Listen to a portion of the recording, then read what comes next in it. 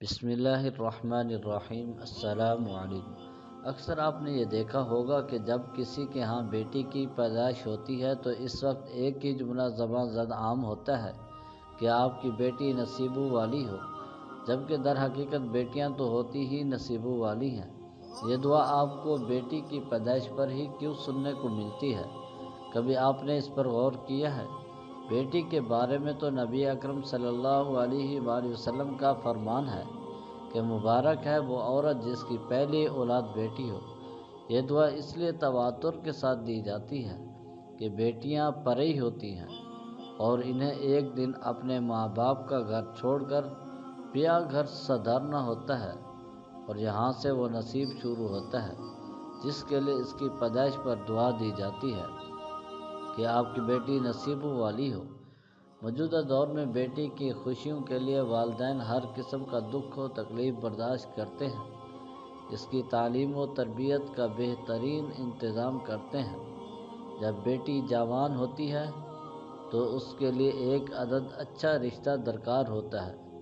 کافی تگ و دو کے بعد اگر اچھا رشتہ مل جائے تو پھر والدین کو جہیز کے نام پر فرمائشوں کی ایک لمبی لسٹ تھما دی جاتی ہے۔ بعض اوقات تو یہ فرمائش بھی ساتھ درج ہوتی ہے کہ داماد کو کاروبار بھی کروا کر دیا جائے تاکہ آپ کی بیٹی کا مستقبل اچھا گزرے۔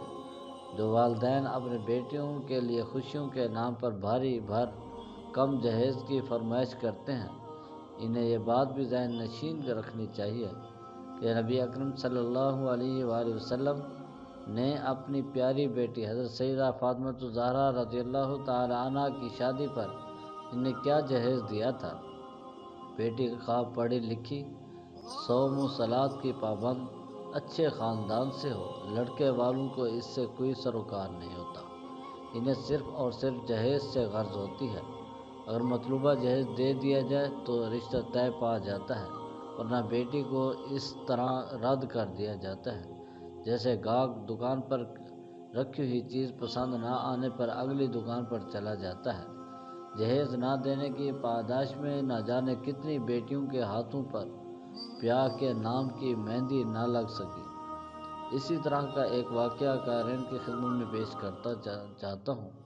ہو سکتا ہے پڑھنے کے بعد کسی ساس یا سسر کا دل پگھل جائے اور کوئی بیٹی ارم بننے سے بچ جائے۔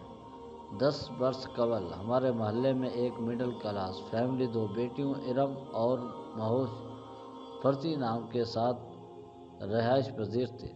فیملی کیا تھی؟ سراپا شرم و حیا۔ ماں باپ نے اپنی بچیوں کو دنیاوی تعلیم کے ساتھ ساتھ دینی تعلیم کے زیور سے بھی آراستہ کیا۔ بیٹیاں جب جوان ہوئی تو والدین نے رشتوں کی تلاش شروع کر دی۔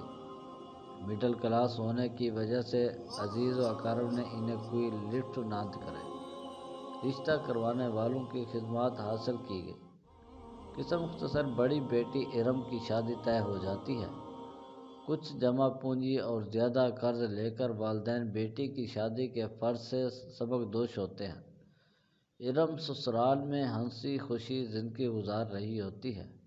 والدین بھی اللہ کا شکر ادا کرتے ہیں کہ ہمیں ارم کی طرف سے ٹھنڈی ہوا آ رہی ہے۔ ایک دن اچانک ارم میکے آتی ہے اور اپنے آپ کو کمرے میں بند کر لیتی ہے۔ وسوسوں اور اندیشوں میں 2-3 گھنٹے گزرنے کے بعد جب ارم کمرے کا دروازہ کھولتی ہے اور سارا ماجرا والدین کو بتاتی ہے کہ سسر والوں نے فہد شوہر کو کاروبار کرانے کے لیے 5 لاکھ روپے کی ڈیمانڈ کی ہے اور شرط رکھی ہے کہ مطلوبہ رقم لے کر ہی گھر واپس لوٹنا، ورنہ یہ سن کر ماں باپ سکتے میں آ جاتے ہیں، کیونکہ ابھی تک وہ ارم کی شادی کا قرض اتار نہیں پائے تھے کہ اوپر سے ان کے لیے 5 لاکھ روپے کا بندوبست کیسے ممکن تھا۔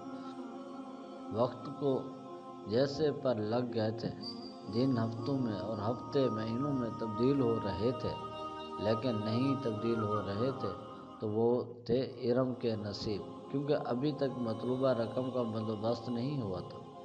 باپ پہلے ہی دل کے عارضے میں مبتلا تھا۔ ایک دن ارم کے گھر ایک لفافہ موصول ہوتا ہے۔ لفافہ کیا تھا؟ موت کا پروانہ تھا، جس کے کھلتے ہی ایک باپ کی سانس اٹکی اور بعد میں ماں بھی موت کی خاموش وادی میں چلی گئی۔ جی ہاں، ارم کو طلاق بھجوائی گئی تھی۔ ارم طلاق نامہ دیکھ کر بے ہوش ہو جاتی ہے اور اس کے بعد کبھی ہوش نہ سنبھال سکی۔ ارم کی طلاق کے بعد اس کی چھوٹی بہن مہاوش کو مرد ذات سے انتہا کی نفرت ہو گئی۔ جہیز کا ازدہا پورا خاندان نگل گیا۔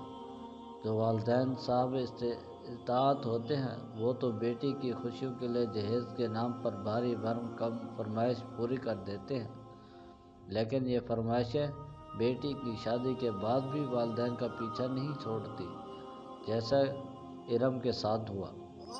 جب تک والدین لڑکے والوں کی فرمائشیں پوری کرتے رہتے ہیں، بیٹی کا گھر آباد رہتا ہے، اور جب خواہشیں پوری کرنے کی سخت باقی نہیں رہتی تو نوبت طلاق تک پہنچنے میں دیر نہیں لگتی۔ ایک محتاط اندازے کے مطابق پاکستان میں 40% طلاق کے کیسز جہیز کی کمی کی وجہ سے پیش آ رہے ہیں، جبکہ ہزاروں بچیوں کی شادیاں اس وجہ سے نہیں ہو پا رہی کہ ان کے والدین غریب ہیں اور جہیز دینے کے قابل نہیں۔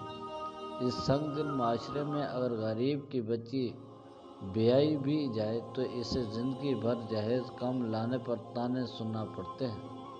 کئی بچیاں کم جہیز لانے کے جرم میں سسرال والوں کے ہاتھوں زندہ جلا دی جاتی ہیں۔ اگر ہم چاہتے ہیں کہ بیٹیوں کی شادیاں بر وقت ہوں تو ہمیں شادی کے انتظام و انصرام کو سہل بنانا ہوگا۔